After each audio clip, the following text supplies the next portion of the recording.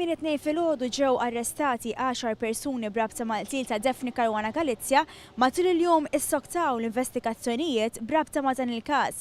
Il-Pulizija, il-Forzi Armati ta' Malta u l-Forzi Tas-Sigurtà komplew bl-investigazzjonijiet f'lokalitajiet differenti fosthom kif tistgħu taraw warajja fi-triq il-Moll fil-Marsa. Operazzjoni kbira mill-Forzi Tas-Sigurtà f'pajjiżna waslet għall-arrest ta' 10 persuni b'rabta mal-qtil tal-blogger Daphne Caruana Galiza fis-16 ta' Ottubru li għadda. Fost dawk arrestati hemm l-aħwa Alfred u George Degiorgio li huma s-suspettati ewlenin fil-qtil ta' Caruana Galiza. Kemm Alfred magħruf bħala il-Fulu u George magħruf bħala iċ-Ċiniż għandhom passat kriminali. Fl-investigazzjonijiet ħadu sehem għexieren ta' pulizija lebsin balaklava u armati ta' snierhom li deru jitlu f'numru ta' mħażen fl-inħawi tal-menqa fil-Marsa. Imħażen fejn allegatament ġie ippjanat id-delitt li fih inqatlet Caruana Galiza permezz ta' karozza bomba. One News segwa mill-qrib parti mill-investigazzjoni li kienet għaddejja fil-Marsa fejn membri mit-taqsima tal-investigazzjonijiet kriminali deru jiġbru kull xorta ta' evidenza li mistennija issaħħaħ il-każ tagħhom kontra s-suspettati. Sorsi qrib l-investigazzjonijiet tal-Pulizija kkonfermaw ma' One News li frejd li sar fil-Moll tal-Braken fil-Marsa għadta suspettati intefgħu wiċċhom mal-art qabel ġew arrestati biż-żona tiġi ċċirkondata mill-Pulizija u s-soldati għal ħabta 8 ta' filgħodu.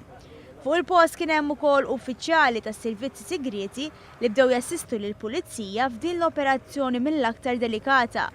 Żvilupp ieħor seħħ l-ħabs ta' nofsinhar meta l-Pulizija dderu jarrestaw wieħed mis-suspettati fid-delitt u għader jiġi immanezzjat u ħireġ f'karozza ta' tip BMW wara li l-Pulizija ħarġuh il barra minn maħżen fiż-żona.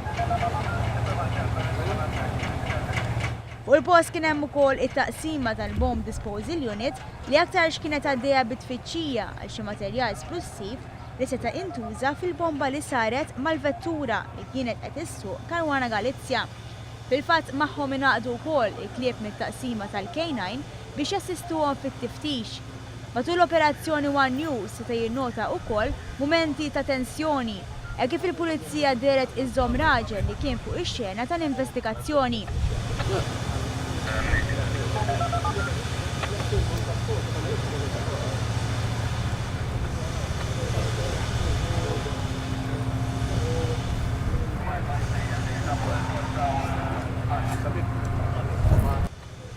Waqt din l-operazzjoni ippjanata sal-iċken dettal, ingħatat ukoll assistenza mhux biss fuq il-baħar iżda wkoll mill-ajru permezz ta' qatt ta' helikopters tal-Forzi Armati ta' Malta u ajruplan żgħir tal-Armata li deru jduru dawra mejt fuq l-imħażen li bdew jiġu investigati.